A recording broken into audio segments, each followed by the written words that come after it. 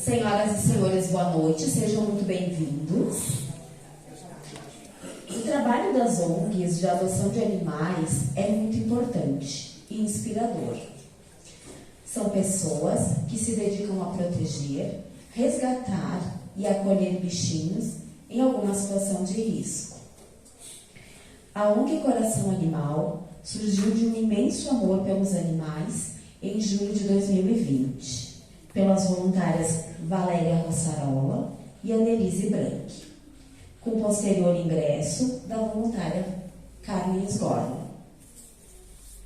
Os animais abandonados ou em situação de maus tratos são resgatados, recebem tratamento veterinário em um lar temporário e são acompanhados por meses depois da adoção no novo lar. O trabalho é totalmente custeado com recursos provenientes de doações e apadrinhamentos. Conhecendo essa realidade, a palestrante Lenira desenvolveu um projeto que consiste num ciclo de palestras com o objetivo de unir a comunidade em prol da causa animal. Esse projeto está aberto para qualquer tema e qualquer profissional que se propõe a ajudar. Se você quiser participar ou conhece alguém que gostaria, nos procure no final do evento. Da mesma forma, você que está em casa acompanhando essa live, se quiser contribuir com a ONG Coração Animal, a chave do Pix é o e-mail coracauanimal@gmail.com. As palestras dessa noite ocorrem em parceria com a Staros, uma empresa de desenvolvimento humano e organizacional que trabalha com foco no cuidado com as pessoas. Atua no mercado com palestras, workshops, cursos e treinamentos, mentorias, enfim, para alinhar os valores da empresa e dos colaboradores, na busca da sintonia com o melhor desempenho de cada indivíduo naquilo em que ele mais se destaca. Todo o trabalho é sustentado na neurociência, que associa o estudo do sistema nervoso à análise do comportamento humano e dos processos psicológicos. A Staros olha para os processos da empresa e, a partir deles, pensa nos perfis e nos traços de personalidade adequados para cada cargo. Busca também identificar e estimular as motivações de cada indivíduo, já que colaboradores motivados produzem mais e contribuem para o engajamento da equipe. Você pode conhecer mais da Staros através do site www.staros.com.br.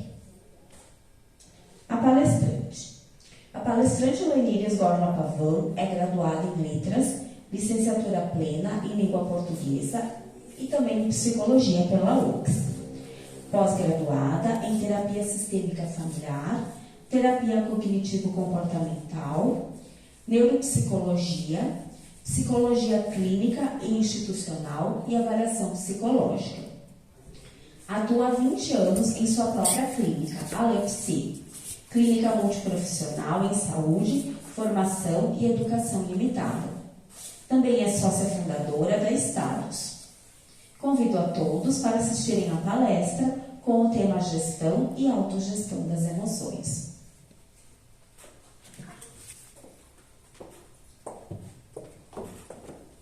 Obrigada, Dani. Boa noite. Boa noite. Que alegria ver tanta gente conhecida, pessoas queridas aqui contribuindo com o nosso trabalho. E eu quero parabenizar pela escolha inteligente de estarem aqui. Porque, além de estarem ajudando os animais, vocês estarão levando para suas casas, para suas vidas, um conhecimento que ainda está engatinhando. Então, vocês terão a oportunidade de conhecer como nós funcionamos. Eu costumo dizer para as pessoas que me perguntam o que eu faço, o que é o meu trabalho. Eu sempre me comparo a um mecânico de automóveis. Eu digo, você sabe como funciona o motor do seu carro e eu sei como funciona o nosso motor, o motor humano, o nosso cérebro. se nós formos pensar, qualquer brinquedo, qualquer objeto que a gente compra, ele vem com um manual de instrução. E nós, que somos tão complexos, que além de termos um funcionamento mecânico, né, nós temos toda a questão emocional envolvida, né, neste processo. Eu sei que o que eu vou falar vai parecer estranho, muitas pessoas poderão não compreender muitas coisas. A minha fala, às vezes, vai parecer desconexa, porque eu vou trabalhar com conceitos, mas eu prometo que eu fiz uma apresentação um pouco alegre, né, colorida, não tão chata, não tão científica, para poder ajudar o acompanhamento assim, da linha de raciocínio. Então, na medida em que eu for falando, vocês vão memorizando, vocês vão compreendendo, para depois, no final, vocês terem um conceito formado sobre o que é o executivo central de um cérebro humano. E o nome é esse mesmo, é um executivo central. Eu sempre comparo ele com o diretor de uma empresa. E eu sempre uso essas palavras para explicar. Imaginem uma empresa que tenha muita qualidade, muita produtividade, que ela opere assim com muito dinheiro, mas a conta está sempre no negativo. Onde que está o problema aí? O problema está na gestão, está no diretor, né, dessa empresa. Nosso cérebro também tem um executivo central. E esse executivo central, ele tem uma complexidade muito grande, né, por aquilo que eu falei antes, em função dele ter a colaboração da fisiologia do corpo, né, porque nós temos a questão dos neurohormônios, nós temos a questão do funcionamento normal e nós temos a subjetividade.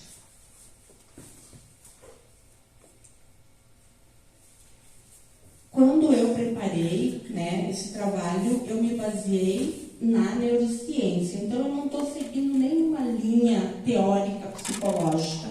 Por mais que eu tenha estudado, eu procurei me sustentar na neurociência, porque é ela que vai dar toda a sustentação científica, né, das coisas que eu estou falando. E quando eu falo que ela é uma ferramenta eficiente, né, no conhecimento do funcionamento cerebral, o que eu quero dizer? Que todos nós podemos aprender essa mecânica e levar para dentro das nossas famílias, da nossa sociedade, das nossas casas, porque isso impacta muito no relacionamento das pessoas. Quando nós dominamos este funcionamento, nós temos muito mais chances de acertar, né, nas nossas relações. Talvez vocês possam sair daqui com muitas dúvidas, mas o evento está sendo gravado e ele está no YouTube. E as pessoas que não puderam estar aqui, elas já nos avisaram que elas estarão assistindo por lá. E vocês poderão depois retomar o assunto caso, né, fiquem as dúvidas. Então, a neurociência está sustentada, sim, em pesquisas científicas. E eu vou falar com as minhas palavras, sem olhar muito para a teoria, e perguntar para vocês: quem somos, o que somos? Para responder essa pergunta, a gente já precisa pensar na estruturação de uma personalidade. E a personalidade, ela começa a se estruturar desde a gestação. Então, vamos imaginar uma criança, né, no ventre da mãe, recebendo uma carga adrenérgica muito alta. com certeza isso vai impactar na estruturação, né, dessa personalidade. O momento do parto, ele é um momento muito traumático, por mais que esse parto seja feito com todo cuidado.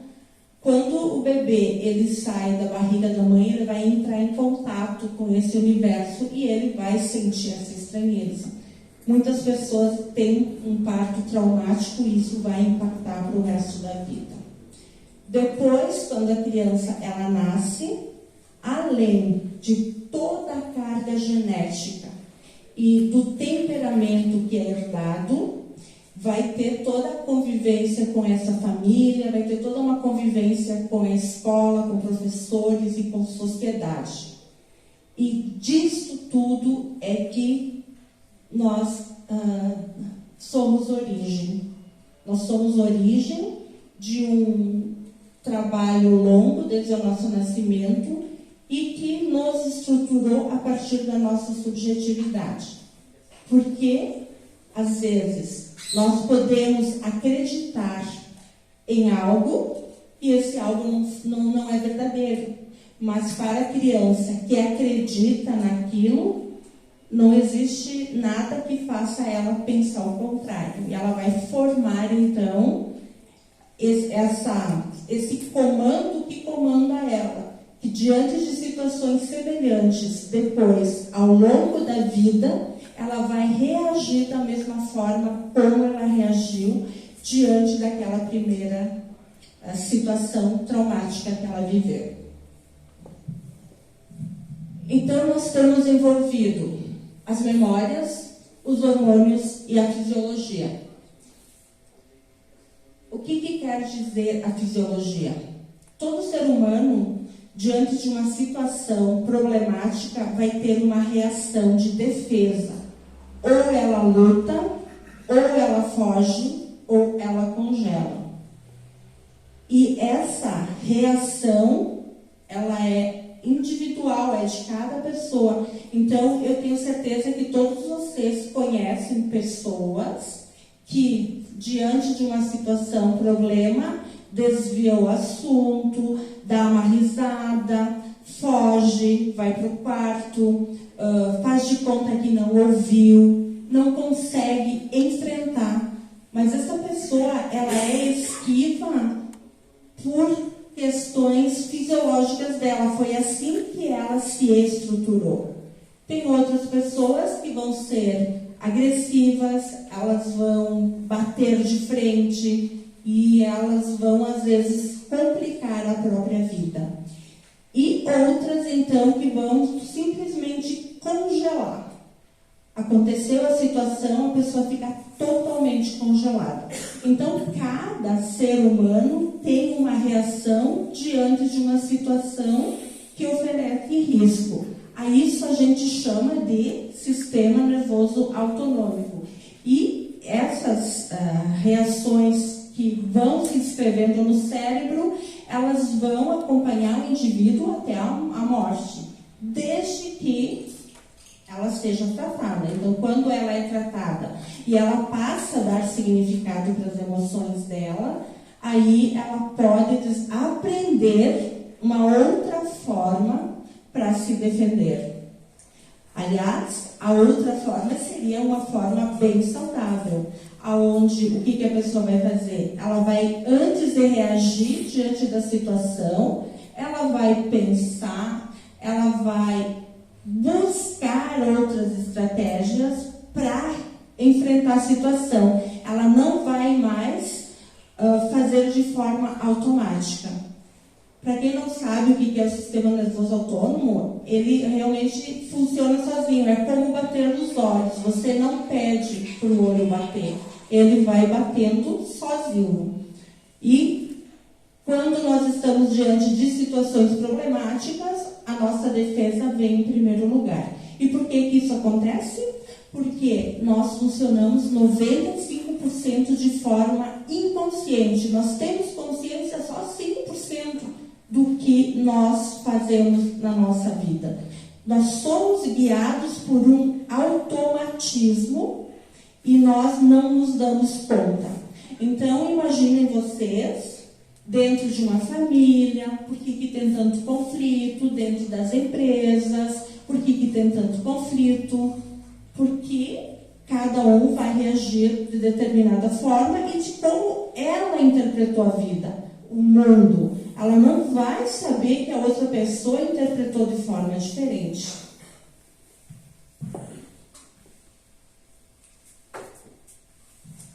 O cérebro, ele tem 86 bilhões de neurônios que regem as percepções, emoções, pensamentos e comportamentos.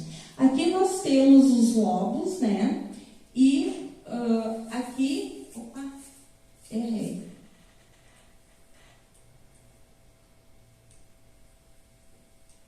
Aqui, achei.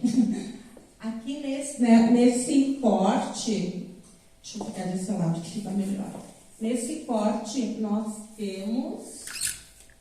Não estou achando. Bom, nessa parte vermelha, essa parte vermelha é a parte mais desenvolvida no ser humano. É o que os animais não têm. Essa parte é responsável pelas funções mentais superiores. Ela é responsável pelo gerenciamento. É aí que fica o executivo central, o nosso diretor. Essa parte laranja é onde ficam as emoções, o sistema límbico. E mais no centro aí é onde ficam os nossos instintos. Então, é muito comum vocês verem em algumas palestras onde esse corte cerebral ele é chamado de cérebro trino e existe a divisão de que quando a pessoa é agressiva é porque ela usa a parte instintiva. Quando ela está emocionalizada, ela usa a parte laranja. Então, vocês não podem interpretar, essa visão não está correta, porque o cérebro ele funciona concomitante, todas as funções funcionam juntas, não dá para separar dessa forma. Ele é um sistema complexo que opera junto.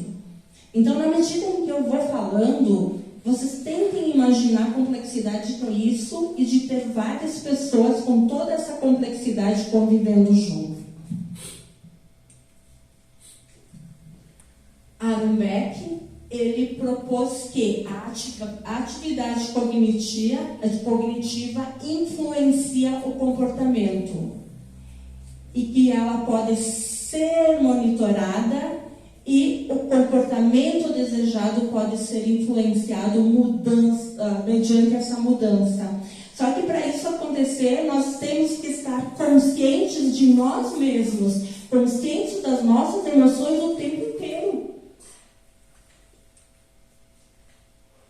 E essas formas de pensar diferente, da gente estar se pensando, elas vão gerar o que? A plasticidade cerebral. Na infância, existem 90% por segundo das conexões que elas se formam até 6 anos. Então, até 6 anos de idade, você forma a estrutura da personalidade. Então, esse período ele é tão delicado e os pais não sabem.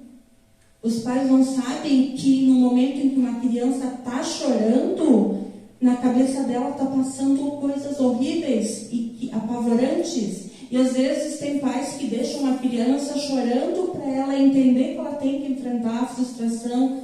Não é assim. A criança ela tem que ser atendida, ela tem que ser compreendida. Os pais têm que acolher a angústia dessa criança e devolver de uma forma saudável, né? De uma forma calma, tranquila, essa emoção. E quanto melhor for a construção do cérebro nessa fase, melhor será a preparação das crianças para o futuro. Se tornarão crianças capazes de ter uma gestão emocional mais completa. Para realizar as atividades, então, cotidianas, o nosso cérebro recruta populações de neurônios específicos e caminhos neurais já definidos. Esses caminhos neurais já definidos são aqueles que formaram os nossos primeiros registros lá na nossa infância. E nós seguimos repetindo, e é aí que nós construímos as nossas crenças. Eu, por exemplo, tenho uma crença, eu já curei a minha crença, mas eu tenho uma crença de abandono, porque quando eu era criança, eu tinha muitos irmãos que iam embora. E uma situação em que meu pai ficou doente e meu pai e a minha mãe ficaram afastados de mim por 40 dias, eu era uma criança. Eu entendi isso como abandono. E ao longo da minha vida, toda vez que uma pessoa se afastava de mim, eu tinha um sofrimento intenso, porque essa crença de abandono surgia. Era como se a pessoa estivesse me rejeitando. É como se a pessoa não quisesse saber de mim, como se eu fosse um estorvo. Quando, na verdade, não era isso. Mas foi isso que eu interpretei. Então, todos vocês têm um monte de crenças. Todos nós temos crenças de inferioridade, de incapacidade, de rejeição, de abandono. E aí, eu vou falar aqui para pessoas, que trabalham com empresas, que são gestores. Imagine 30, 40 pessoas trabalhando juntas e os desentendimentos que ocorrem em função da interpretação que se faz da atitude do outro. E aí vocês vão dizer, mas então o que fazer? O caminho é o autoconhecimento. E autoconhecimento é isso que vocês estão fazendo aqui hoje. Hoje vocês estão buscando conhecimento, vocês estão tentando linkar essas coisas que eu estou falando a um conhecimento para depois vocês fazerem o trabalho individual de vocês. Cada um vai saber onde está doendo. Eu sei que está doendo em todos vocês aqui, isso que eu estou falando. E se alguém disser que não é verdade, eu não vou acreditar. Então, na infância são formadas as bases para as aquisições das capacidades físicas, intelectuais e emocionais. Então, mamães e papais principalmente, que atribuem a maior parte da responsabilidade para as mamães. Aquela propaganda que diz assim, não basta ser pai, tem que participar. E tem que participar. O tempo inteiro tem que estar presente. Por quê? Porque, então, as experiências negativas, elas podem dar início aos esquemas iniciais desadaptativos, que geram pensamentos disfuncionais e as crenças limitantes. De tanto repetir a mesma experiência e acreditar na mesma coisa, nós formamos comandos que nos comandam. E a gente anda ao longo da vida no escuro, jogando a culpa nas pessoas e não se olhando. O desenvolvimento do cérebro de uma criança, aí um mês, 6 meses e 2 anos.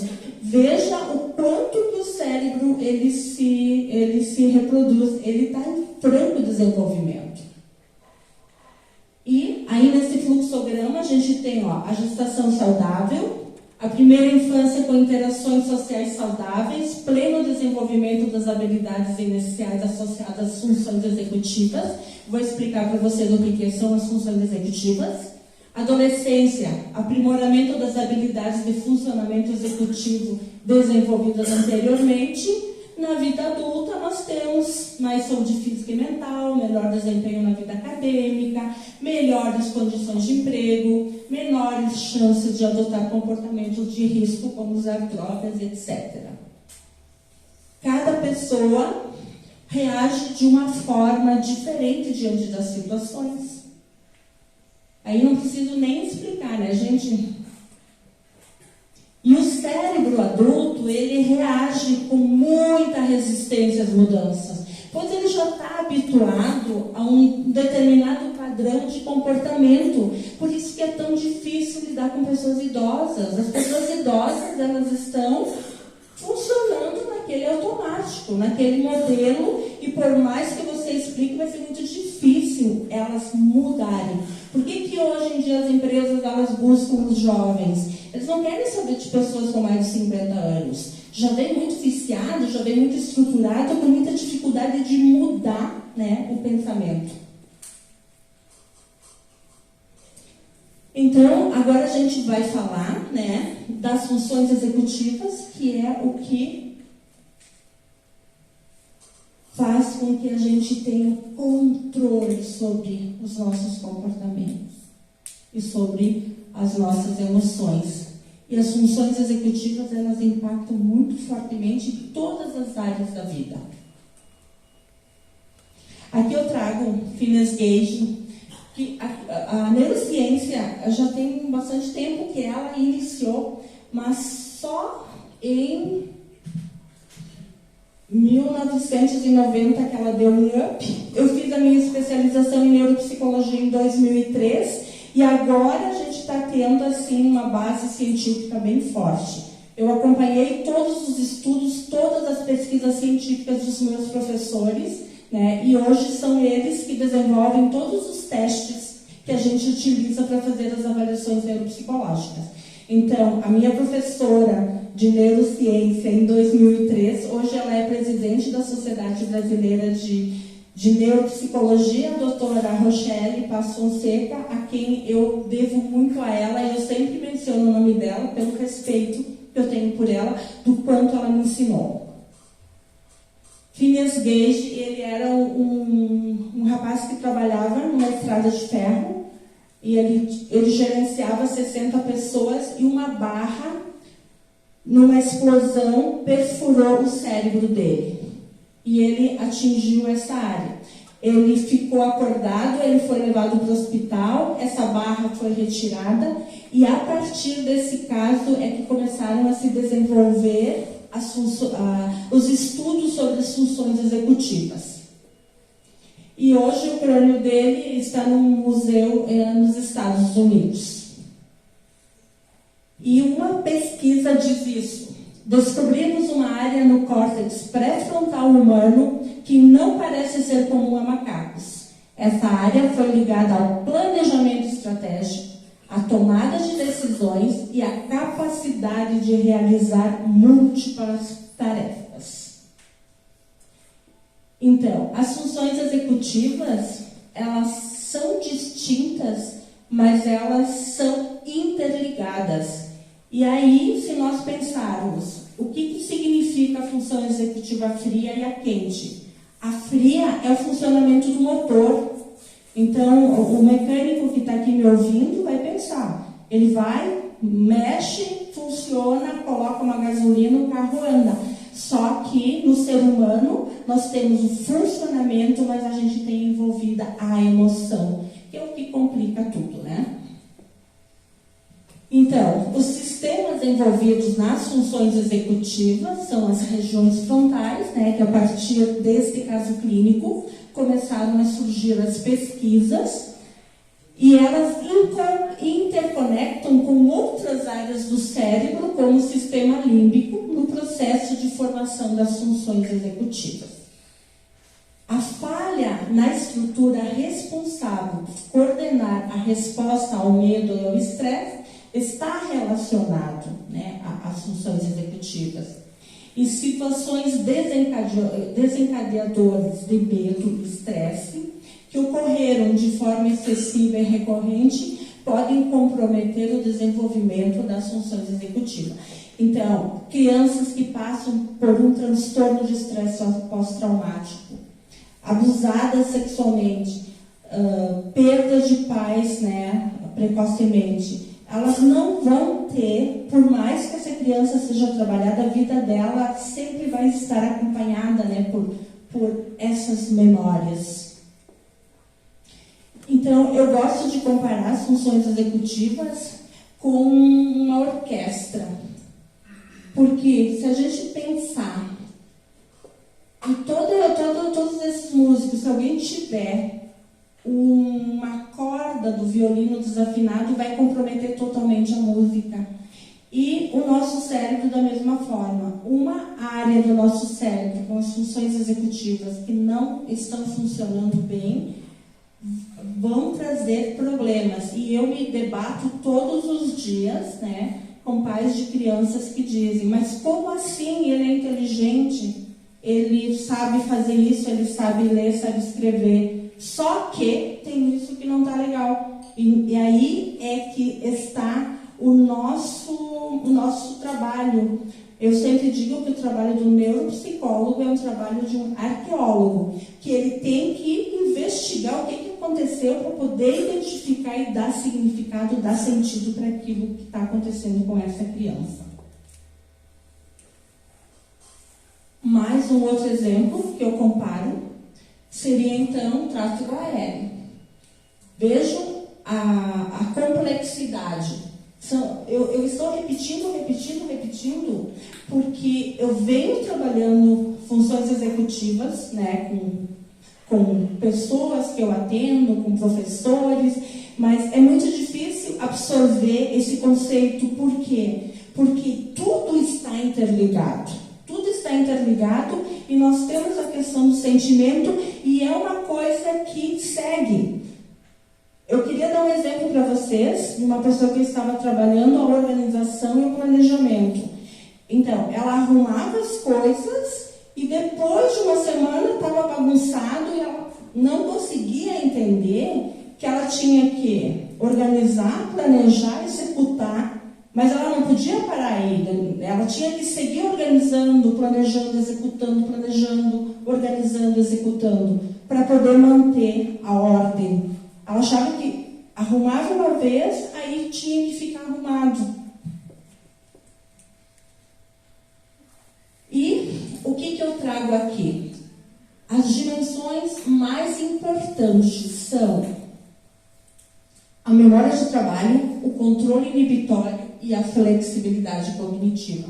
A memória de trabalho, para quem não sabe o que é aquela memória que fica online, que você precisa guardar informação para depois seguir com o raciocínio. Uma pessoa que não tem memória de trabalho, que funciona bem, ela tem problemas na aprendizagem, ela tem muita dificuldade de se organizar no trabalho. O controle inibitório tem um papel muito importante porque ele tem que frear muitas coisas para ele seguir prestando atenção no que ele está fazendo. E a flexibilidade, então, é a gente ter que deixar de ser teimoso, né? Existem outras formas, é difícil, né? Parar de defender o nosso ponto de vista é muito difícil.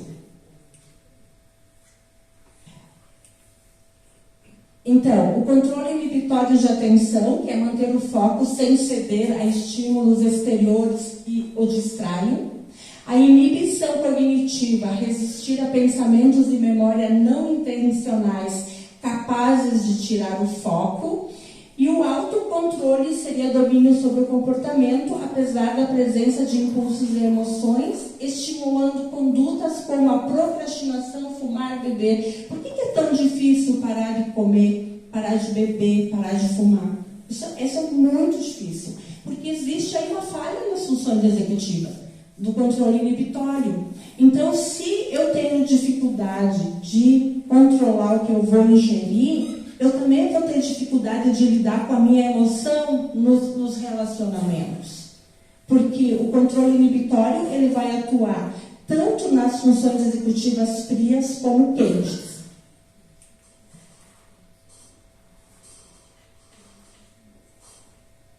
A capacidade inibitória seria considerada parte integrante da capacidade de autorregulação, pois exerce controle sobre aspectos do emocional, da motivação e cognitivo. Então, está muito implicada na regulação emocional. Então, para regular emocionalmente, você precisa se conhecer.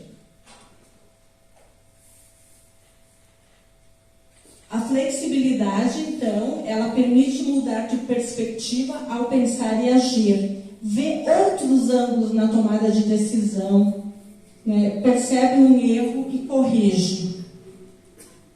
Depende da evolução da memória de trabalho, porque eu preciso manter na minha memória, né, o que eu fui aprendendo, e da inibição cognitiva. Para mudar, precisa inibir sua forma de pensar e inserir na memória de trabalho uma nova forma de analisar a questão. Sem flexibilidade, não se resolveria o problema de outra forma. não se ajustaria à mudança, não se reconheceria erros e não se aproveitaria as oportunidades que vão surgindo, principalmente num ambiente de trabalho, né? Então, as funções executivas, elas são diversas. Aqui eu vou colocar algumas, tá? A organização, o planejamento, a capacidade de julgamento, de elaborar conceitos, a iniciativa, as tomadas de decisões, tá? Essa figura, ela representa o que nós estamos hoje vivendo, essa crise escolar, onde todos os dias se vê que as crianças, os adolescentes vão ter limite, não sei o que vai ser, né, do futuro. É porque eles conseguiram fazer o que vocês estão vendo aí. Agora, como se coloca, como se desenvolve funções executivas na criança? Não é impondo limites, batendo, gritando. É compreendendo a criança, entender o que está acontecendo com ela, fazer com que ela expresse o sentimento dela, mostrar que você compreende o sentimento dela e você possa dizer: eu compreendo que isso está sendo difícil para você, mas a gente precisa conseguir encontrar uma outra forma de lidar com isso. A velocidade de processamento da informação também é uma das funções executivas muito importantes, principalmente no ambiente corporativo, que é aquela pessoa que consegue pegar tudo o que está acontecendo no ar. E o raciocínio abstrato, né, capaz de sintetizar informações e fazer a extração do que realmente é importante. A habilidade de automonitoramento, estar me automonitorando o tempo inteiro para saber se eu estou perdendo o controle, né, da situação, observar os pensamentos e saber o que eu vou fazer com isso que eu estou pensando, porque aí eu tenho que inibir os impulsos, eu tenho que inibir o emocional, eu tenho que pensar em estratégias, então está envolvendo todas as funções executivas. E a habilidade de atenção, então nós temos atenção sustentada, seletiva e dividida. São vários tipos de atenção envolvidos. Com o amadurecimento do sistema, né, a partir dos 18 anos, o que a gente tem aí? Existe uma modificação e um amadurecimento dessas áreas. Então, o adolescente, ele passa a assumir alguns compromissos, mas ele sempre vai levando adiante aquilo que ele viveu até o momento. E aí, o que a gente tem que cuidar aqui?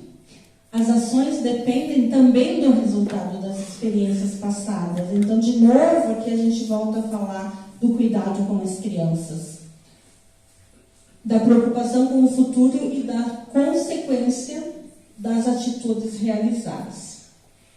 E aos poucos, as dimensões que antes a criança não percebia, elas passam a ser incorporadas, né? E aí ele vai começando a se regular. Aqui eu trouxe um conceito de uma das neurocientistas que eu mais admiro aqui no Brasil, que é a Caba Tiepo. É uma grande estudiosa e ela fala sobre a inteligência emocional. Na verdade, se vocês entrarem na internet, procurarem cursos, existem milhares de cursos que falam sobre inteligência emocional. E o que ela diz? Que para termos inteligência emocional, precisamos antes ter consciência emocional. O que eu sinto e como que eu vou administrar isso que eu sinto, né? Ter uma meta-análise. A meta-análise, gente, é nós pensarmos o nosso próprio pensamento.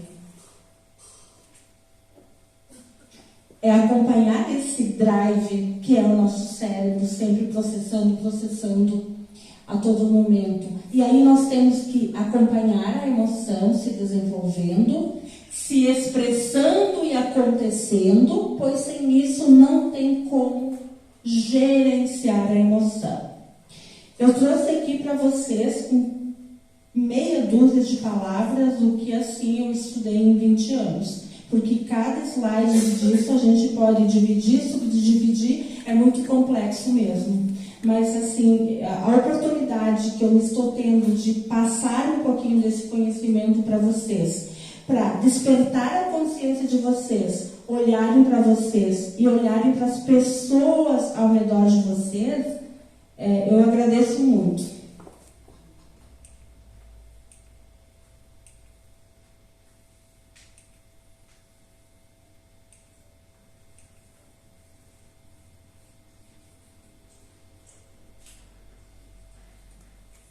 Ok. Muito obrigada. Agradecemos então a palestrante Lenira, meus parabéns. O próximo palestrante, Fernando Gonçalves dos Reis, é graduado em Administração de Empresas pela Universidade de Caxias do Sul. Pós-graduado em Gestão Empresarial, Pedagogia Empresarial e Gestão de Pessoas. É sócio fundador e CEO das empresas FGO e Academia Imobiliária. Sócio-diretor da BAC Móveis de Balneário Camboriú. Palestrante, consultor e mentor de empresas e pessoas. Convido vocês para assistir então a palestra com a temática na matemática da liderança, 1 mais 1 é igual a 3. Boa noite a todos. Boa noite. Será que estão me ouvindo aí? Estão me ouvindo bem? Será que o microfone está funcionando? Então, tá bom. Gente, obrigado pela presença de vocês. Fico muito feliz de estar aqui. Me mandaram ficar entre esses dois pontos aqui, vocês não estão vendo, mas marcaram aqui no chão 2 pontos que é para a gente ficar no meio, né? Que é para a gente não sair daqui, porque senão a gente não aparece na live, né? Então vou tentar ficar aqui, né? Se eu sair, vocês me dão um puxão de orelha, tá? Primeiro eu quero agradecer também aos amigos que estavam falando antes para você também, que tem os amigos que vêm assistir a gente, né? Então obrigado, gente, a gente combinou tudo, né? O pessoal veio, metade é meu amigo, metade da Lenira, né? Então, tudo certo, né? E a gente está aí. Eu sei que algumas pessoas ficaram um pouco curiosas, né, para saber o porquê desse tema, né, o porquê que na matemática da liderança 1 mais 1 é igual a 3. Eu vou tentar, a partir também daquilo que a Lenira trouxe, tentar trazer alguns conceitos que eu possa auxiliar no entendimento do que é esse processo, né? Então vamos lá. Mas vai funcionar aqui meu passador. Funcionou. Então, na essência da liderança, né? O que é a essência da liderança? A liderança nada mais é do que você conseguir fazer com que as pessoas manifestem o seu melhor, é extrair das pessoas aquilo que as pessoas já têm dentro de si de melhor. O líder não é aquela pessoa que traz algo de fora para dentro, mas é aquela pessoa que consegue perceber dentro de cada pessoa o que ela tem de bom, o seu potencial, a sua capacidade, a sua competência, e colocar essa competência a serviço da própria pessoa, a serviço da empresa onde ela vai trabalhar, a serviço da sua carreira, da sua profissão. E da melhor forma possível, obviamente, né? E aí tem alguns princípios, né? Nesse processo da liderança 1 mais 1 é igual a 3, tem alguns princípios que são importantes a gente falar. O primeiro deles é o seguinte: não é possível um cego guiar outro cego. Está lá na Bíblia, inclusive, Jesus disse, né? Como pode um cego guiar outro cego, né? Os dois vão acabar caindo na mesma vala. E é exatamente isso. Então o líder, para ser líder, primeiro, ele precisa se autoconhecer. E esse processo de autoconhecimento está relacionado à autoliderança, que é liderar a si próprio, ter a capacidade de liderar a si próprio. Isso que a Lenira trouxe para a gente é extremamente importante quando a gente fala dessa liderança de si própria, ter a capacidade de se conhecer, de se controlar, de saber superar obstáculos. Então vamos começar com a questão do autocontrole. O que é o autocontrole, né? Passa os 4 aqui, depois a gente fala sobre cada um deles, né? Até porque eu tenho alguns materiais aqui específicos. Eu gosto dessa frase aqui, do Jacob Petri, que ele diz o seguinte: se você honestamente deseja alcançar o máximo do seu potencial, precisa desenvolver domínio absoluto sobre o seu pensamento e usá-lo para canalizar sua energia física, mental e espiritual para o fim específico que definiu como seu propósito de vida. Então, uma das coisas fundamentais quando a gente fala do processo de autoliderança é que o líder ele precisa ter um propósito claramente definido. O seu propósito enquanto líder, o seu propósito profissional e o seu propósito em relação ao seu time, em relação à sua equipe. A definição do propósito, ela cria o foco, que é uma das coisas mais importantes para qualquer profissional. você tem que mobilizar a sua energia, mas essa energia tem que ser mobilizada em torno de um foco claramente definido. O autocontrole. E aqui tem uma coisa muito interessante. Quando a gente fala de autocontrole, a Lenira trouxe uma perspectiva à luz da neurociência, e aqui eu quero trazer uma perspectiva mais prática, para a gente poder se observar, esse é um processo de auto-observação também.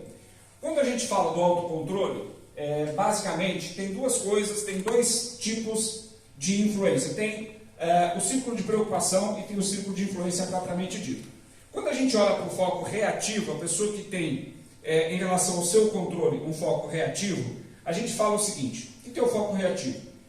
A gente tem o círculo de influência e a gente tem o círculo de preocupação. As pessoas que têm um foco reativo, elas têm um círculo de preocupação maior e um círculo de influência menor. Ou seja, elas se preocupam com coisas sobre as quais elas não têm influência. Tem três tipos de influência que nós podemos exercer. Primeiro, nós não temos controle absoluto sobre nada daquela situação. Então hoje a gente vive um momento, por exemplo, nós temos aí, a guerra da Ucrânia, nós temos a questão da inflação, nós temos a questão da crise econômica. Nós não temos controle algum sobre isso. Segundo aspecto, nós temos poder de influência, mas nós não temos um controle direto. Então, se eu posso influenciar, eu vou usar o meu poder de influência para tentar, de alguma forma, criar algum processo de mudança dentro daquela situação. Eu posso usar o meu poder de influência com alguém, eu posso usar o meu poder de influência com a minha equipe. Quando eu sou um líder, tudo que eu estou trazendo aqui para vocês, pessoal, tem relação não só com estudos, mas principalmente com a prática que eu vivo há mais de 20 anos liderando times, liderando equipes. Então, quando a gente fala de círculo de influência, e a gente olha e percebe o poder de influência que a gente tem sobre determinadas pessoas em determinadas circunstâncias, a gente percebe que nós não temos o controle sobre a decisão dos outros, mas nós podemos, de alguma forma, usar o nosso poder de influência para estimular as outras pessoas, ou para persuadir as outras pessoas. Não persuadir no sentido pejorativo da palavra, no sentido negativo de manipular, mas persuadir no sentido de convencer. E o terceiro ponto é aquilo que está sob nosso total e absoluto controle. Em qualquer situação, nós sempre temos controle sobre a forma como nós reagimos diante das situações. Esse controle todos nós temos e temos o tempo inteiro. Só que muitas vezes a gente não faz uso desse controle. A gente joga a responsabilidade para o outro, a gente joga a responsabilidade pelas situações, a gente joga a responsabilidade para as circunstâncias e não assume de fato o controle da nossa vida. E aí as pessoas que têm um foco proativo, qual a diferença? As pessoas que têm um foco reativo, elas querem controlar tudo, elas se preocupam com tudo, mas tem coisas que elas não controlam. Por mais que elas queiram controlar, elas não conseguem controlar. Nós não podemos controlar as reações da nossa economia aos impactos da guerra na Ucrânia. Então não adianta a gente se preocupar com isso. A gente pode e deve, obviamente, saber, entender, principalmente quem tem algum tipo de empresa ou trabalho que é influenciado por isso, mas nós não podemos mudar essa realidade, não temos poder para mudar essa realidade. Então não adianta a gente ficar se preocupando com isso. As pessoas que têm um foco proativo, elas sabem disso e elas focam o seu controle naquilo que elas têm poder de influência ou naquilo que elas têm poder de controle absoluto, que é aquilo que está diretamente nas mãos delas agirem, tomarem uma decisão relacionada à sua vida, relacionada aos caminhos profissionais que vão seguir, relacionada às escolhas que fazem no dia a dia. Então, as pessoas que têm foco proativo são as pessoas que têm mais sucesso na sua carreira. Os líderes que têm um foco proativo são aqueles que têm mais sucesso na sua carreira. São aqueles que assumem a responsabilidade pela sua liderança, que assumem a responsabilidade pela sua vida e pela sua carreira. E não jogam essa responsabilidade para mais ninguém. Batem no peito, puxam para si a responsabilidade e agem de uma maneira proativa sobre aquilo que tem controle ou sobre aquilo que tem influência. Então, quando a gente fala de foco, vamos ver aqui, reativo, o que um foco reativo gera? Foco reativo, lembrando, pessoas que se preocupam com tudo e que sempre jogam a responsabilidade pelas coisas para o outro. Um foco reativo gera, portanto, uma energia negativa. Gera o foco no comportamento dos outros. As pessoas que têm foco reativo, elas justificam as suas dificuldades em função do comportamento do outro. Elas têm foco nas circunstâncias e fatos que não controlam. E elas criam inconscientemente. E quando elas criam inconscientemente, elas abrem mão da liberdade de escolha. O que significa criar inconscientemente? Nós somos seres com o poder de criar a nossa realidade. Quem não acredita, mas eu acho que muita gente acredita, então eu gosto sempre de citar esse exemplo, né? Na Bíblia fala, né? E chama Deus, né? Deus, qual é o maior atributo da divindade? Qual é o maior atributo da divindade? Não é a criação? Deus não é chamado de um criador? Deus é o criador, certo? Nós somos feitos, está lá na Bíblia também, imagem e semelhança de Deus. Portanto, nós obviamente não somos deuses, mas nós temos alguns atributos da divindade, se nós somos filhos dele. Um dos atributos que nós temos como filhos de Deus é a capacidade de criar. Porque nós criamos, nós somos parte da criação, mas nós também somos co-criadores da nossa realidade e do mundo. O mundo que está aí hoje, ele é resultado não só da criação divina, mas é resultado também da nossa participação. Esse prédio aqui foi construído por seres humanos, é uma criação humana. Então, de alguma forma, ao longo da nossa vida, nós vamos criando. Esse é um poder, é uma capacidade inerente a todo ser humano, e nós criamos o tempo inteiro. Só que tem duas formas de criar. Ou nós criamos de forma consciente, ou nós criamos de forma inconsciente. Aquilo que a Lenira estava falando. 95% do tempo, nós funcionamos no que a gente chama de piloto automático, trazendo aqui para o popular. O que a gente chama de piloto automático. 95% do tempo nós funcionamos no piloto automático. Portanto, nós estamos criando, mas muitas vezes criando uma realidade que não é a realidade que a gente quer. Porque a gente simplesmente está repetindo comportamentos. A gente está repetindo atitudes. A gente está repetindo hábitos. E a gente não está agindo de uma maneira proativa para mudar a realidade que a gente deseja. Muitas vezes nós estamos imersos em uma realidade e não conseguimos sair dessa realidade. E ficamos jogando a culpa o tempo inteiro para fora, para o terceiro, para as circunstâncias, para a esposa, para o esposo, para o namorado, para a namorada, para o filho, para o governo, para o prefeito, para o governador, para o presidente, seja lá para quem for. Nós ficamos muitas vezes, na maioria das vezes, nós atribuímos a outro a responsabilidade pelas situações que nos acontecem. E raramente temos a capacidade de bater no peito e assumir que essa responsabilidade é nossa, é só nossa, não é de mais ninguém. Então o líder, a pessoa que pretende liderar outras pessoas, ou que lidera outras pessoas, precisa, em primeiro lugar, assumir a responsabilidade por si próprio. Porque ninguém consegue coordenar outras pessoas se não se conhece e se não está preparado. E se não está preparado a partir desse autoconhecimento para também entender de pessoas e saber como que as pessoas se comportam, como que as pessoas agem e saber fazer a gestão a partir desse comportamento. Trazendo as pessoas para fazer parte, envolvendo e extraindo de cada um o que ele tem de melhor. E quando a gente cria inconscientemente, a gente abre mão da liberdade. O que é a liberdade? Está lá na Bíblia que Deus nos deu o livre arbítrio. Só que quando eu fico jogando a responsabilidade para o outro, para as circunstâncias, o que eu faço? Eu abro mão do meu livre-arbítrio. E eu jogo a responsabilidade para as coisas que me acontecem para o outro. Então, quando a gente olha para as pessoas que têm foco proativo, qual é a principal diferença das pessoas que têm foco proativo e que são as pessoas que têm mais sucesso na sua vida e na sua carreira? Essas pessoas, elas geram uma energia positiva. Elas vibram de maneira positiva. Por quê? Porque essas pessoas, elas focam... Opa! Passou muito aqui. Porque essas pessoas, elas focam no próprio comportamento. Essas pessoas focam no próprio comportamento. Elas olham para o seu comportamento. Trabalham a mudança do seu comportamento. Se preocupam, portanto, com a sua vida. Quanto tempo nós desperdiçamos da nossa vida se preocupando com o comportamento do outro? Se preocupando com a vida das outras pessoas que nós não temos controle algum. Muitas vezes querendo mudar o comportamento do outro, que nós não temos poder algum. Reclamando do comportamento das outras pessoas, que nós não temos poder algum para mudar. Nós não temos poder nenhum, zero chance, zero de você mudar o comportamento de alguém. Você pode, no máximo, influenciar alguém, mas você não pode fazer o papel que é o papel de cada um, que vem de dentro. Porque a mudança de comportamento, o próprio comportamento, as atitudes de cada pessoa e os hábitos de cada pessoa são como uma porta, cuja chave só cabe pelo lado de dentro. Foco nos nossos hábitos.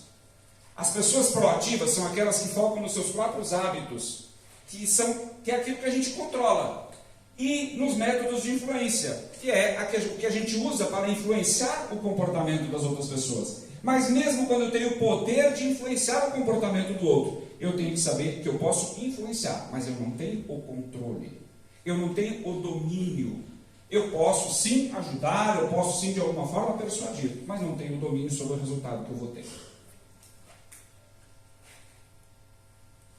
Lá, de novo aqui. Criação consciente. O foco proativo significa o seguinte: ao invés de eu criar inconscientemente, eu crio conscientemente. Eu uso o meu poder, nós usamos o nosso poder de sermos co-criadores com Deus e criamos de forma consciente. Quando a gente cria de forma consciente, a gente cria aquilo que a gente quer. Essa é a grande diferença. Porque quando eu crio de forma inconsciente, eu penso coisas que eu não gostaria de pensar, eu faço coisas que eu não gostaria de fazer, eu digo coisas que eu não gostaria de dizer, e na maioria das vezes eu tenho resultados que eu não gostaria de ter. Agora, quando eu ajo de uma forma proativa e eu ajo conscientemente, eu assumo o controle e o poder sobre a minha vida. E eu crio a realidade que eu quero. Eu concretizo aquilo que eu desejo. Mas eu preciso estar consciente. O que a Lenira trouxe aqui para a gente foi, e é extremamente importante, para a gente poder entender como que a gente funciona. Como que é o nosso funcionamento. Para saber que a gente tem essa tendência a uma acomodação. Se 95% do tempo nós funcionamos de maneira automática, nós temos naturalmente uma tendência à acomodação. Isso é um processo mais do que simplesmente psicológico. É um processo biofisiológico. É um processo biofisiológico. A biologia fala sobre isso. O corpo humano tende a buscar o equilíbrio. O corpo humano tende a buscar a estabilidade. O nosso corpo, quando ele reclama, quando a gente sente dor, por exemplo, a dor nada mais é do que um sinal do corpo de que algo está em desequilíbrio, de forma que a gente possa buscar esse reequilíbrio. Então, quando a gente olha para as pessoas que agem de uma forma proativa, essa criação consciente leva essas pessoas a criarem uma realidade que elas desejam. E essas pessoas não jogam a responsabilidade pelos infortúnios ou pelas dificuldades para o outro. Elas sabem que a responsabilidade é única e exclusivamente delas. E elas fazem uso dessa liberdade. Talvez a maior liberdade que eu possa ter encontrado na minha vida é saber de que eu sou responsável pela minha vida. E de que só eu posso mudar a minha vida. Mas ninguém pode mudar por mim. E aí, quando a gente usa essa liberdade, quando a gente descobre que a gente é responsável pela nossa própria criação, que nós somos co-criadores, que nós criamos o tempo inteiro, mas nós podemos fazer isso de forma consciente, nós assumimos de fato a liberdade que nós temos para criar a realidade que nós desejamos. E deixamos de viver como um barco, e eu gosto muito de fazer essa comparação, que a nossa vida, a gente é como um barco, a gente está lá no meio do oceano, a gente tem todos os recursos, a gente tem motor, a gente tem vela, a gente tem remo, a gente tem lá o timão, a gente tem tudo, todos os recursos, tem combustível, tem tudo.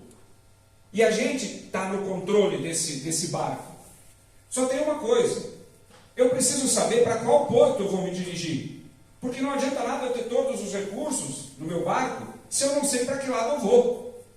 Então eu volto lá no início, quando eu comecei falando, dizendo que uma das primeiras coisas que a gente precisa definir é o nosso foco. Qual é o meu foco? O que eu quero para mim, o que eu quero para a minha vida?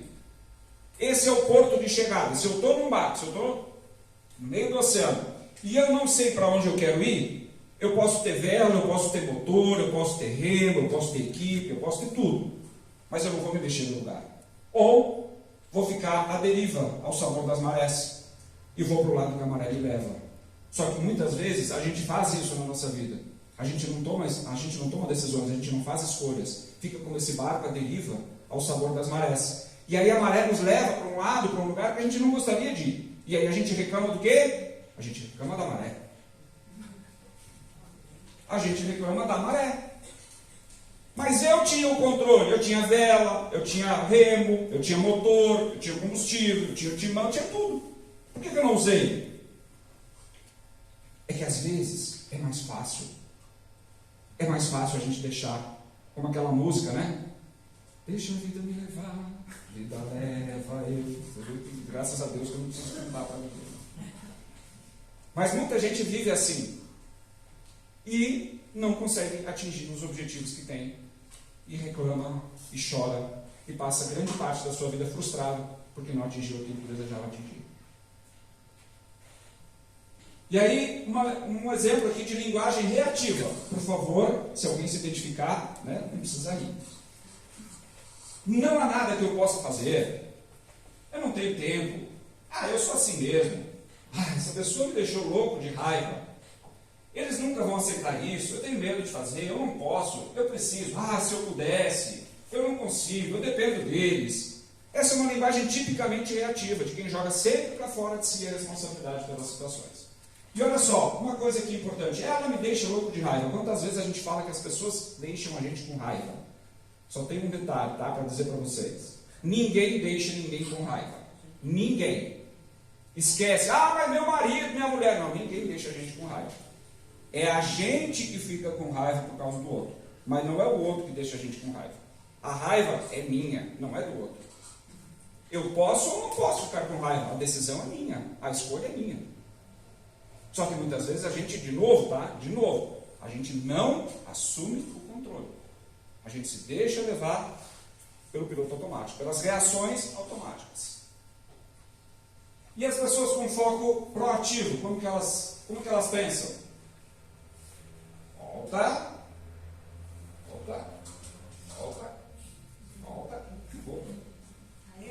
Aí. As pessoas com foco proativo. Vamos procurar alternativas. Posso tomar outra atitude, eu posso controlar meus sentimentos, eu vou resolver isso, eu vou achar uma resposta apropriada, eu escolho, eu decido, eu faço, eu vou fazer, eu vou encontrar uma saída, eu vou agir, eu defino como eu me posiciono. Essas são as pessoas com foco proativo. E as pessoas que têm mais sucesso na sua vida, na sua carreira, independente da área que for, são as pessoas que têm um foco proativo, que elas resolvem e assumem o controle da sua vida e das situações. E aí, uma coisa importante também é a gente controlar os nossos hábitos, porque os hábitos, eles são a nossa programação mental. É através dos hábitos que a gente age no nosso dia a dia. Grande parte do nosso dia a gente repete hábitos. Pensem agora como é a rotina de vocês. A nossa rotina no dia a dia muda significativamente? Não, ela não muda significativamente. 95% do tempo a gente repete padrões. A gente fica repetindo padrões. Essa repetição de padrões nada mais é do que hábito. É um conjunto de hábitos que determina os padrões de reação nossos às circunstâncias, às situações. Então, hábitos pessoais, por exemplo, o hábito da proatividade. A gente precisa desenvolver e manter o hábito da proatividade. Mas a gente também precisa ter hábito de ter clareza do que a gente deseja em todas as situações e em todos os momentos. O hábito de saber definir prioridades. E aí, tem outros hábitos que são os hábitos chamados de interdependência. Os primeiros são os hábitos pessoais. Os segundos são os hábitos de interdependência, que é quando a gente não pensa só na gente, mas a gente considera o outro, as outras pessoas. O hábito de pensar em ganha-ganha, isso aqui é também chamado de o círculo da abundância. O círculo da abundância é o pensamento ganha-ganha. É quando eu penso não só em ganhar, mas quando eu também penso que eu posso ajudar o outro a ganhar e que juntos a gente pode ganhar mais. Esse é o círculo da abundância. Esse é um dos pensamentos mais impulsionadores do sucesso, do resultado para qualquer pessoa em qualquer área. A vida não é uma competição. A vida não é uma competição. A vida pode ser uma coopetição, não uma competição. É uma colaboração, a gente precisa colaborar. A gente até pode competir em determinadas circunstâncias, mas tem que ser uma competição colaborativa. O hábito de procurar primeiro compreender e depois ser compreendido. Quando a gente fala da nossa relação interpessoal, primeiro a gente tem que buscar compreender as outras pessoas e depois a gente tem que buscar ser compreendido. Se eu quero amor, eu preciso dar amor, primeiro. Se eu quero compaixão, primeiro eu preciso ser compassivo. Se eu quero ser compreendido, primeiro eu preciso compreender. A iniciativa tem que partir de mim. E o hábito de cooperar, né? De cooperar, de colaborar com as pessoas. E renovar-se continuamente. Por fim, esses hábitos, eles precisam ser renovados continuamente. Ou seja, não adianta nada eu desenvolver hábitos, está difícil aqui, né? Agora, não adianta nada eu desenvolver hábitos e eu me manter estagnado. Esse processo de renovação, ele precisa ser contínuo e constante. Eu tenho que estar sempre buscando me atualizar. Eu tenho que ter a mente aberta para me atualizar, eu tenho que ter a mente aberta para entender que as coisas mudam o tempo todo, que as circunstâncias mudam, que as pessoas mudam, e eu tenho que estar sempre preparado para me adaptar às novas circunstâncias e à nova realidade. Superar a tendência à acomodação, a gente já falou sobre isso, a Lenira falou, né? Nós temos essa tendência à acomodação, e a gente precisa superar essa tendência à acomodação, aceitando a necessidade de nós termos a mente aberta, flexível. E aí também se autodesenvolver, desaprender, porque nós seres humanos, para podermos aprender, precisamos desaprender. Então, reconhecer que aquilo que a gente sabe pode não ser mais a verdade absoluta. É ter a capacidade de reconhecer que aquilo que eu acho que eu sei pode não ser mais a realidade, pode não ser mais verdade, pode não fazer mais sentido. E muitas vezes a gente se apega a determinadas coisas, a gente tem convicções. Gente, uma das piores coisas que pode existir na nossa vida são as tais das convicções. Porque quando a gente está absolutamente convicto de alguma coisa, a gente já está meio passo de estar errado. Porque a convicção muitas vezes nos cega para outras possibilidades. Então, cuidado, tenham a coragem de contestar as convicções de vocês. Porque pode ser que elas já não façam mais o menor sentido. Aprender sempre, ter humildade para aprender, porque sem humildade não se aprende nada. Contestar, né, as convicções, mudar hábitos ou incorporar novos hábitos. E nós podemos, desde que a gente se observe para isso. Faça uma lista, chegue em casa hoje, faça uma lista dos hábitos. Os hábitos bons e os hábitos que não são bons. E vocês vão perceber que a nossa vida é cheia de hábitos o tempo inteiro. O nosso comportamento, o nosso dia a dia, a nossa rotina é cheia de hábitos. Alguns que a gente não deveria ter, mas a gente continua tendo. E que a gente repete, como a Lenira falou, a vida inteira. Às vezes a gente repete a vida inteira e a gente não entende porque certas coisas acontecem na nossa vida. Certas coisas acontecem como fruto daquilo que a gente faz. É uma reação à nossa ação. Persistir nas mudanças, não basta mudar, mas tem que persistir nessas mudanças.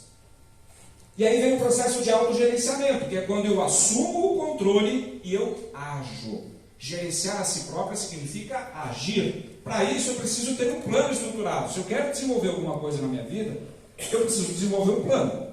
Certo? Eu quero chegar, estou lá com o barco, né, no meio do oceano, eu quero chegar naquele porto.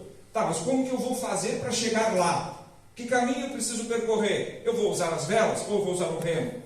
Ou vou usar o motor? Ou vou usar ambos? Quantas pessoas eu preciso? Então isso tem que estar num plano estruturado. E aí eu preciso agir para concretizar, focar nas ações. Não adianta nada eu ter um plano estruturado bonitinho, como muitas empresas às vezes desenvolvem lá um planejamento estratégico, lindo, maravilhoso, bonito, mas que na prática não funciona. Tem que monitorar os resultados. Uma vez que eu defino e faço algumas ações, eu preciso monitorar os resultados. Para poder corrigir rumos quando esses resultados se mostrarem insatisfatórios. Então, quando eu não estou atingindo os objetivos que eu quero, eu preciso mudar os rumos. Eu preciso parar de ser teimoso, porque aí tem uma diferença. A gente tem que ser determinado, mas a gente tem que fazer a diferença entre ser determinado e ser teimoso. Ser determinado é aquele que persiste no seu objetivo, mas tem a flexibilidade para encontrar caminhos diferentes. O teimoso é aquele que escolhe um caminho, mesmo que esteja dando errado. Ele continua naquele caminho porque ele acha que um dia vai dar certo. Mas na maioria das vezes está completamente equivocado. Persistir ciente de que é um processo, pessoal. É um processo. Vamos voltar aqui mais um.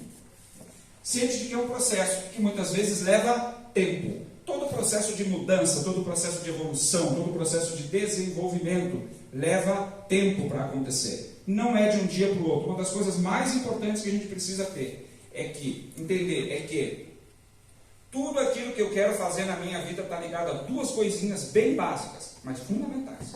A primeira delas, recorrência. Não basta fazer uma vez. Então eu quero mudar um comportamento, eu quero criar um novo hábito. Não é uma vez fazendo que eu vou mudar.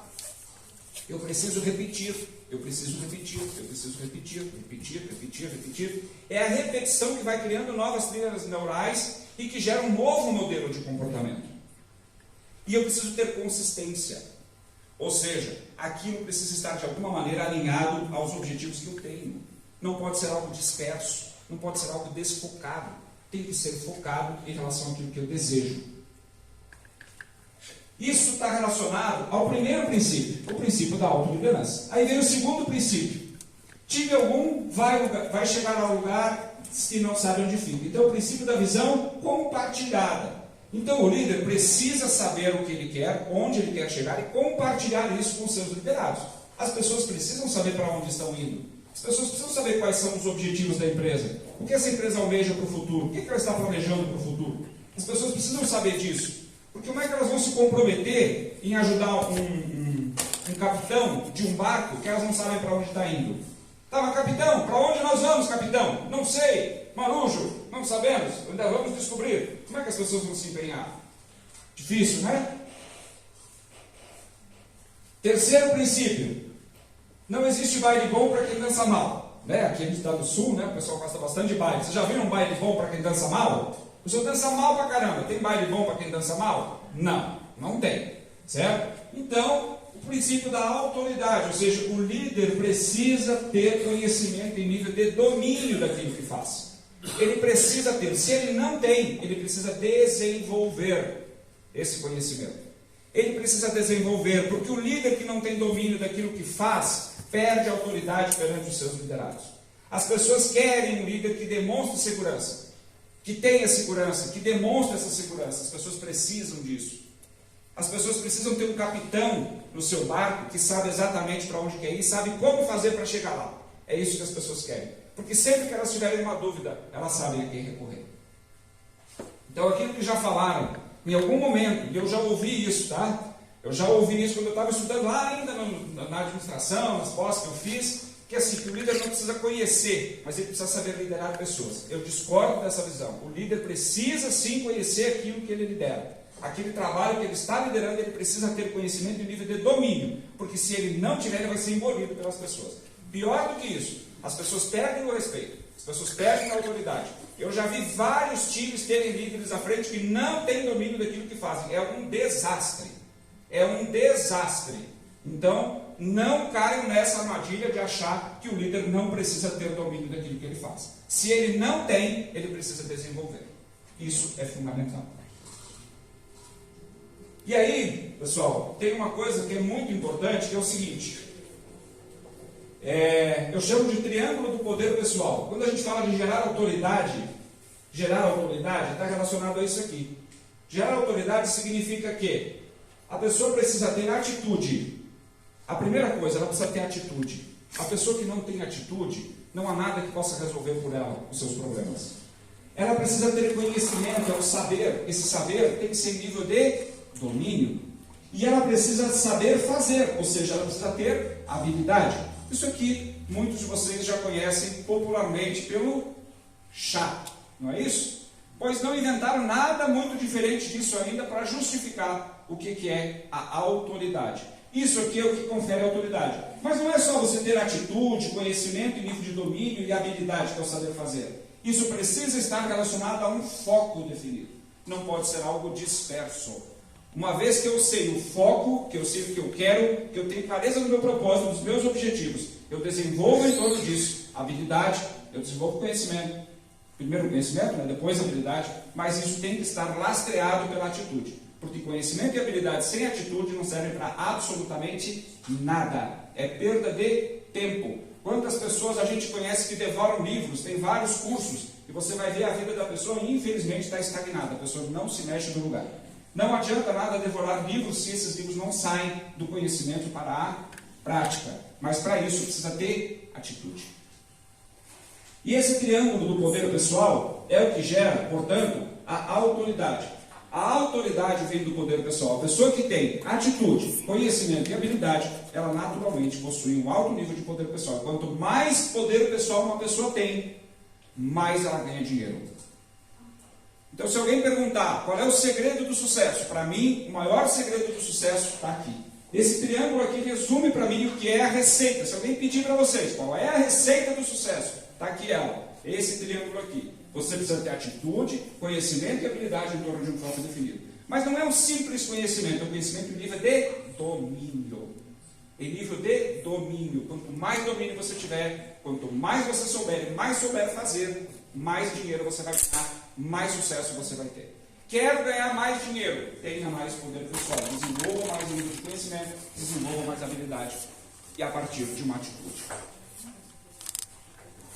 Bons líderes têm bons aliados e constroem times unidos. Aí entra o princípio da mente mestra. Quem já leu Napoleon Hill, Mastermind, Napoleon Hill, é o princípio da mente mestra. Não basta você ter um time, você ter uma equipe, mas é preciso você construir com esse time uma verdadeira mente mestra. O que é a mente mestra? E aqui a gente está chegando na essência daquilo que é o título da palestra. É quando 1 mais 1 não é 2, mais 3. Por quê? Porque eu tenho a minha habilidade, eu tenho a minha inteligência, eu tenho a minha capacidade. A Lenira tem a dela. Só que quando eu e ela nos somamos, nós criamos uma força superior a nós individualmente. A nossa união cria uma capacidade que é superior à minha e é superior à dela. Porque nós estamos unindo forças. Então, por isso, que quando a gente junta 1 mais 1, não é 2, é 3. 3, porque eu continuo com as minhas habilidades, o meu conhecimento. Ela continua com os dela, mas nós juntos criamos um terceiro, que é maior do que nós dois. Então esse é um dos grandes segredos para construir um bom time. Não é você ter pessoas iguais. E aí tem um grande erro. O líder tende a montar times parecidos com ele. E aí está um dos grandes erros. Por quê? Porque você precisa de um time que seja plural. Você precisa de um time que se complete, que as pessoas se completem, que uma complete a outra. Porque a soma dessas diferenças é a soma dessas diferentes habilidades que faz com que o time seja um time vencedor. Vocês já imaginaram um time de futebol onde todos fossem centroavantes? Será que ia dar certo se todo mundo fosse centroavante? Se todo mundo fosse zagueiro? Imagina um time de futebol onde todos fossem zagueiros. Será que ia dar certo? Ou todos fossem goleiros? Imagina um time de futebol formado só por goleiros. Será que daria certo? Então os bons times não são aqueles formados por jogadores iguais, com as mesmas habilidades e mesmas competências, mas formados por jogadores que têm habilidades e competências diferentes e que se completam. Continuar fazendo as mesmas coisas e esperar resultados diferentes é o princípio da insanidade. Isso aqui quem disse dizem que foi Albert Einstein, uns falam que não foi ele. Mas eu acho que isso aqui tem tudo a ver. Né? Eu principalmente vejo muito isso. A gente muitas vezes continua fazendo as mesmas coisas na vida, mas espera que os resultados mudem. Mas isso é insano. Isso é insano, porque isso não vai acontecer. E na maioria das vezes a gente passa a vida, de novo, aquilo que a Lenira falou, repetindo padrões, mas esperando que um dia as coisas mudem. Tem gente que até faz promessa, aqui o pessoal costuma ir muito para Caravaggio, né? A pé, fazer promessa para muitas coisas mudarem. Mas, gente, as coisas mudam quando a gente decide mudar. As coisas mudam quando a gente quer, quando a gente age para fazer com que as coisas mudem. Se eu faço coisas diferentes, eu estou sujeito a ter resultados diferentes. Agora, se eu continuo repetindo as mesmas coisas do mesmo jeito, o meu resultado não vai mudar. E aí a gente fica o seguinte, eu estou aqui no presente, mas o presente que eu tenho hoje é resultado do que eu fiz no passado. Aí eu quero um futuro melhor. Só que eu continuo fazendo no presente o que eu fiz no passado. Se eu continuo fazendo no presente o que eu fiz no passado, o meu futuro vai ser igual ao quê? O meu presente. Porque se eu faço no presente o que eu fiz no passado, eu vou ter no futuro o que eu estou tendo no presente. Certo? Por quê? Porque eu não estou fazendo nada diferente. Eu estou fazendo as mesmas coisas. Como é que eu posso esperar um resultado diferente? É insano acreditar que o resultado possa ser diferente. É insano. Só que muitas vezes a gente repete sem se dar conta. É inconsciente, pessoal. E o que a gente quer hoje é que vocês saiam daqui conscientes de que a gente pode sim mudar, a gente pode sim fazer diferente aquilo que a gente acha que precisa fazer. Aquilo que a gente quer mudar na nossa vida, a gente pode mudar. O líder, pessoal, precisa ter consciência disso, porque isso se refere não só ao seu próprio comportamento, mas com isso aqui ele consegue entender também o comportamento do outro. Porque as pessoas pensam assim, as pessoas agem dessa forma, as pessoas de maneira geral. Nós somos seres humanos, nós somos da mesma espécie, não podemos esquecer disso. Nós somos todos da mesma espécie. Vocês veem um João de Barro fazer uma casa diferente? Vocês já viram uma casa de João de Barro com um puxado? Já viram? Com uma janelinha, uma piscina? Não tem, né? As casas do João de Barro são todas iguais, porque eles são da mesma espécie. Nós construímos casa, pode olhar, a gente até constrói casas com modelos diferentes. Mas a essência da casa é a mesma. Por quê? Porque nós somos da mesma espécie. Então, muitos dos nossos comportamentos são os mesmos. A gente repete os mesmos comportamentos, porque nós somos da mesma espécie, da espécie humana. A diferença é que nós temos a capacidade de raciocinar, porque os animais não têm. Eles agem meramente por instinto. Nós não, nós temos a capacidade de pensar.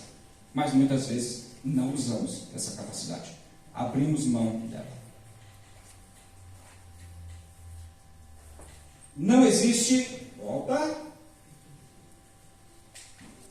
Isso vai. Uma hora vai, né? Não existe time feliz quando perde o jogo. É o princípio da realização. Esquece aquela ideia de que o bom é competir. Esquece. Esquece. A gente cresce aqui no... O Brasil tem uma péssima mania de ensinar coisas erradas pra gente. O importante é competir. Não é raio de competir. Tem que ganhar. Mas não precisa necessariamente ganhar do outro. Essa é a diferença. Eu posso ganhar de mim mesmo. Como? Se eu sou melhor hoje do que eu era ontem, eu já sou vitorioso. Então a gente tem que olhar para a nossa realidade, para nós primeiro, e pensar o seguinte: a minha fonte de comparação não tem que ser o outro. A minha fonte de comparação tem que ser eu mesmo, como eu era ontem e como eu sou hoje. Quando eu me comparo com o outro, eu sempre vou me frustrar. Sempre. Porque sempre vai ter alguém que é melhor, mais bonito, mais rico. Sempre. Sempre. A única pessoa, talvez, né, que hoje possa dizer que olha, não vê ninguém mais rico do que ele, é o Elon Musk. Tirando ele, todos nós estamos no mesmo barco. Não importa quanto você tem na sua conta bancária. Nós sempre vamos olhar e vai ter alguém que vai ter mais dinheiro do que nós. Então, se a gente começa a se comparar com as outras pessoas, a gente não vai ser feliz nunca. Então, a gente tem que parar de se comparar com o outro e começar a se comparar consigo mesmo. Quanto que eu evoluí? Como eu era 5 anos atrás ou 10 anos atrás, como eu estou hoje? É isso que eu tenho que observar, é isso que eu tenho que olhar. E outra coisa, time tem que ter resultado. Time para se engajar, para se motivar, tem que ter resultado. E a responsabilidade pelo resultado é do líder, não é do time, pessoal. Eu lembro da Copa do Mundo de 2002. Quem é jovem há mais tempo, né? Porque não existe, né? Existe jovem há menos tempo e há mais tempo. Quem é jovem há mais tempo, lembra, né? Lá de 2002, Copa do Mundo, Filipão. Se a gente lembrar como é que ele agia em relação à seleção brasileira, era mais ou menos assim.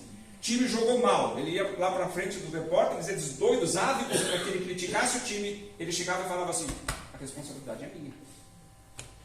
É minha, porque, né, eu não percebi, eu não vi o jogo, o jeito, eu não soube fazer a leitura do jogo, ou a gente poderia ter estruturado o time de uma maneira diferente, mas ele sempre puxava a responsabilidade para ele quando o time jogava mal. Quando o time jogava bem, ele jogava a responsabilidade para quem? Para o time. Era o time que jogava bem, não era ele. Então ele blindava o time. Agora lá no vestiário, o pau comia. A gente sabe. A gente não conhece o Filipão, né? O pau comia. Mas o pau comia lá. Porque na frente das outras pessoas, ele defendia o time sempre. Sempre ele fazia isso. E o time estava onde? Estava com ele. Por que o Brasil foi campeão? Porque o time estava com ele. Porque o time estava unido. Por isso que o time foi campeão. E um time campeão, pessoal, o resultado é a mola propulsora da união de qualquer time. O resultado é o que motiva as pessoas.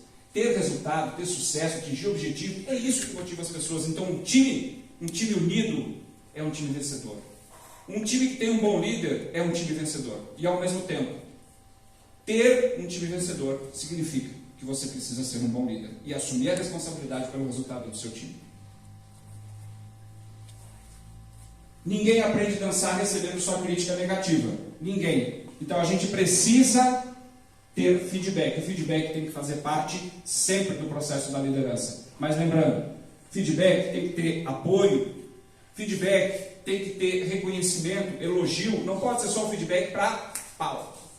Feedback tem que ser para elogiar as pessoas, para reconhecer o que as pessoas fazem de bom. E quando as pessoas errarem, lembra do feedback sanduíche.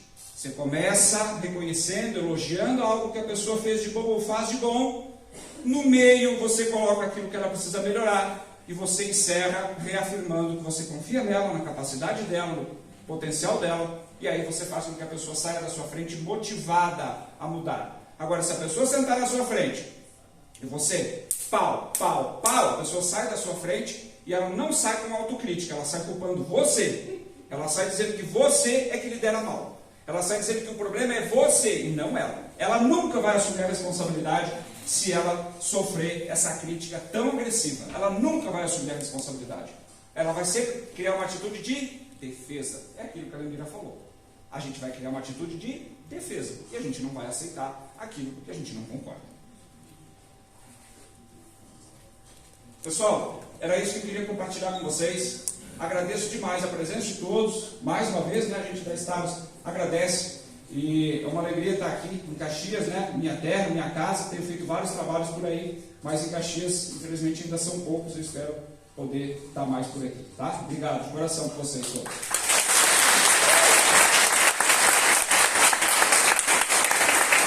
Obrigada, presidente Fernando, meus parabéns. Convido agora a senhora Valéria Rossarola, presidente da ONG Coração Animal, para fazer uma breve fala.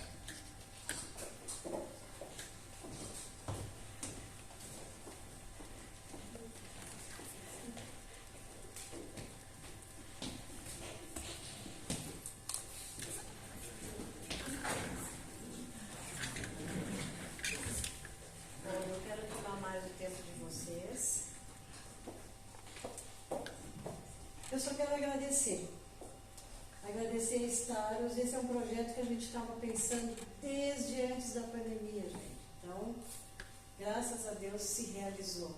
Deus pode entrar aqui na história, né? Então, eu agradeço de coração. Eu e a Annelise, a gente vem fazendo um trabalho grande com a nossa ONG. E a gente precisa, uma ONG precisa, já que ela não pode contar com o apoio de órgãos governamentais, ela precisa da ajuda da comunidade. Então aqui, a importância de vocês estarem aqui hoje, eu só posso dizer uma coisa: a ONG vai continuar.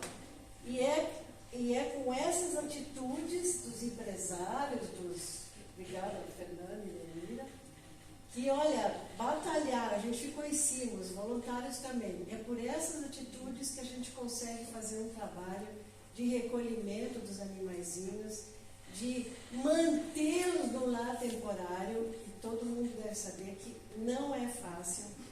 Leva em veterinário, vacinação, então é um trabalho assim muito minucioso, mas existe muito amor, e eu estou vendo aqui que essas pessoas não vieram só pelas palestras, mas vieram também para colaborar com a gente.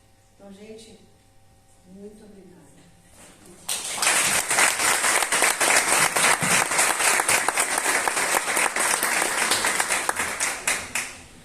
Agradecemos a presença de todos, desejamos uma boa noite e uma ótima semana a todos.